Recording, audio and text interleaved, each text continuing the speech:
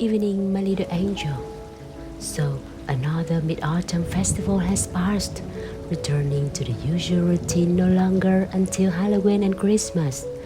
The festival season is coming, and so we can see that the atmosphere of a regular day among the excitement of a festival air has its own beauty.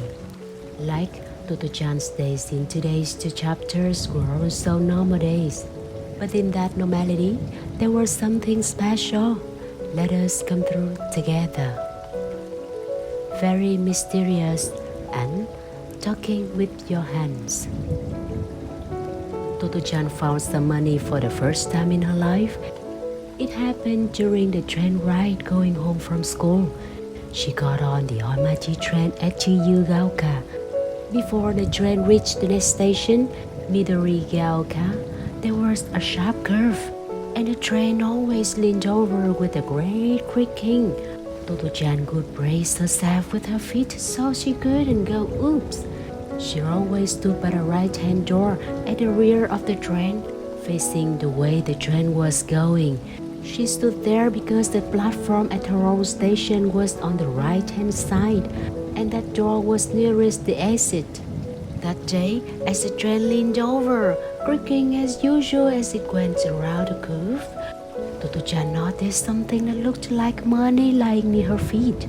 She has picked up something once before that she thought it was money, but it turned out to be a burden.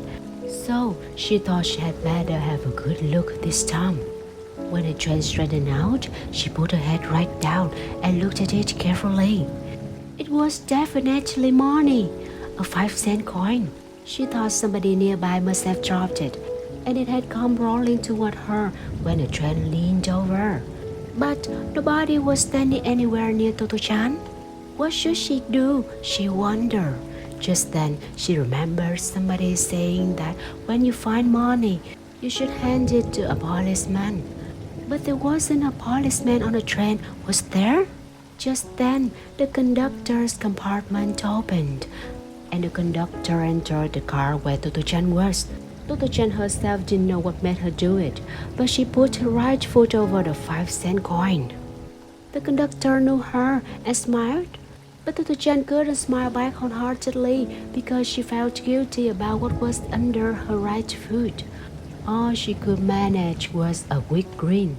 At that moment, the train stopped at Okayama, the station before hers, and the doors on the left side opened. An unusual number of people got on, and Tottochan was pushed and jostled.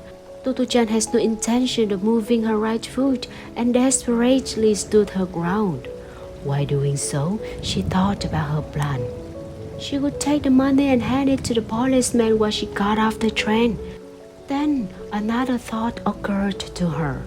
If any grown-up saw her pick up the coin from under her foot, they might think she was a thief. In those days, you could buy a small packet of caramels or a bar of chocolate for 5 cents. So, while it couldn't seem like much of a sum to a grown-up, it was a large amount of money as far as Tottochan was concerned, and she became pretty worried about it. "That's it," she said to herself. "I'll say quietly, 'Oh, I've dropped some money. I must pick it up. Then everyone's about to think it's mine.'" But immediately, another problem occurred to her.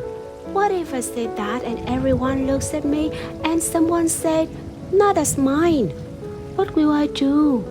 After turning over many ideas in her mind, she decided the best thing to do could be to crouch down as the train neared her station, pretending to tie her shoelace, and secretly picked up the money. It worked.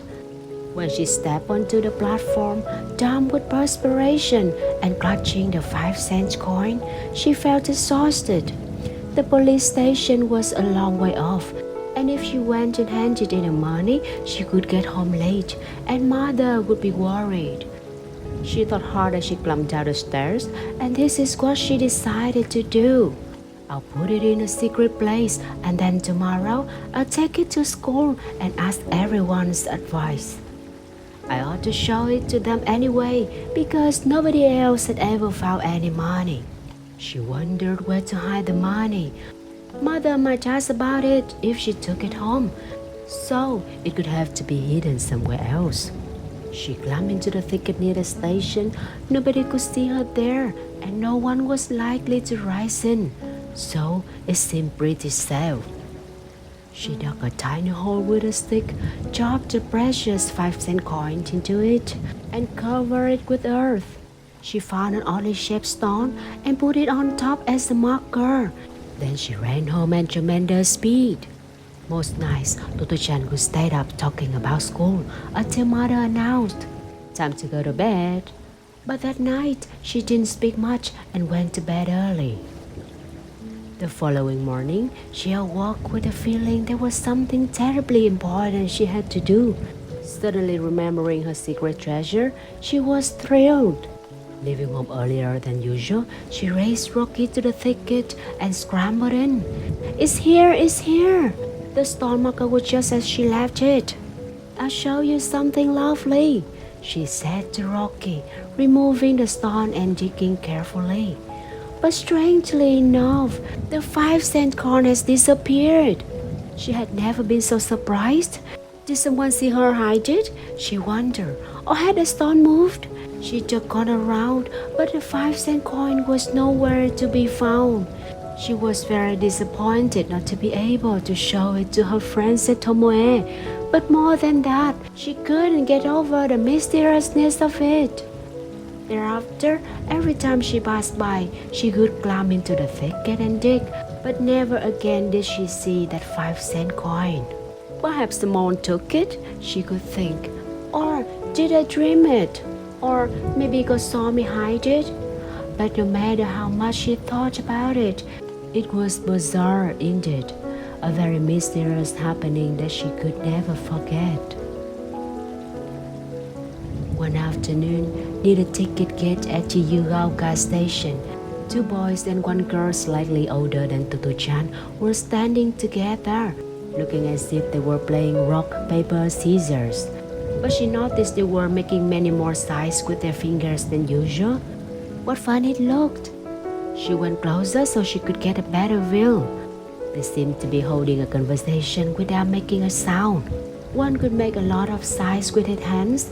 Then another who was watching could immediately making many more different signs. Then the third could do a few, and they could all burst out laughing without making much sound. They seemed to be enjoying themselves. After watching them for some time, Totto-chan came to the conclusion they were talking with their hands. "I wish I could talk with my hands too," she thought enviously. She considered going over and join them, but she didn't know how to ask them with her hands. And besides, they were not Tomoe pupils, so it might be rude. So she just went on watching them until they left for the Toyoko train platform. "Someday I'm going to learn how to talk to people with my hands," she decided.